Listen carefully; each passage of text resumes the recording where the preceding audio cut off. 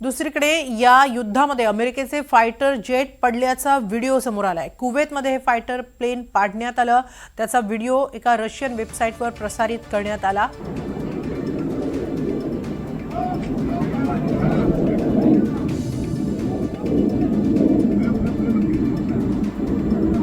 दरम्यान इराणनं कुवेतमध्ये अमेरिकेची 3 फायटर जेट्स पाडल्याचे दावे केले जात होते, मात्र कुवेतनंच अमेरिकेची 3 जेट्स पाडल्याची बाब आता समोर आली आहे। आपल्या संरक्षण यंत्रणेनं चुकून अमेरिकेची 3 जेट्स पाडल्याचं स्पष्टीकरण कुवेतनं दिलेलं आहे।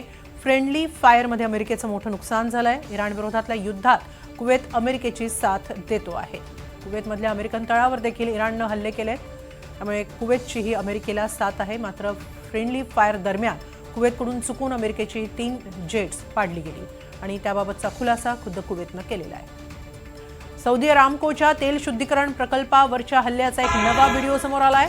अरामको रिफायनरीवर हा मोठा हल्ला झालाय, त्यामुळे रिफायनरी काही काळ बंद ठेवण्याचा निर्णय सौदी सरकारनं घेतलेला आहे। अरामको रिफायनरी ही एक सर्वात मोठी रिफायनरी आहे आणि त्याच रिफायनरीला इराणनं लक्ष्य केलेलं आहे, त्यामुळे ही रिफायनरी काही काळ बंद ठेवण्याचा निर्णय सौदी सरकारनं घेतलाय।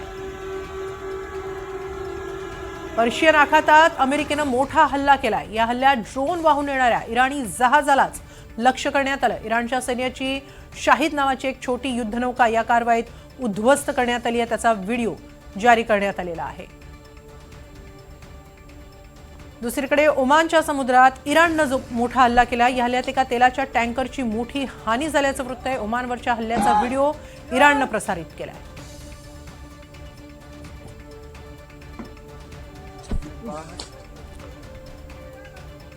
दुसरीकडे अमेरिकेच्या हल्ल्यात इराणची तेल पाईपलाईन उद्ध्वस्त झाली। 8 लाख बॅरल पुरवठा करण्याची या पाईपलाईनची क्षमता आहे।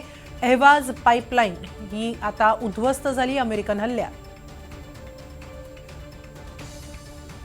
इराणच्या हल्ल्याचे नवे व्हिडिओ समोर आलेले आहेत। इस्रायलमधल्या हल्ल्याचा हा व्हिडिओ आहे। यात गाड्या बेचिराग झाल्यात, जमिनीत मोठा खड्डा पडल्याचंही दिसतंय। इस्रायल अमेरिकेकडून हल्ले होत असताना इराणनंही कडवं प्रत्युत्तर देण्याचा निर्णय घेतलेला आहे आणि इस्रायलवर सुद्धा इराणकडून हल्ले केले जातात, त्यातलाच एक व्हिडिओ समोर आलेला आहे।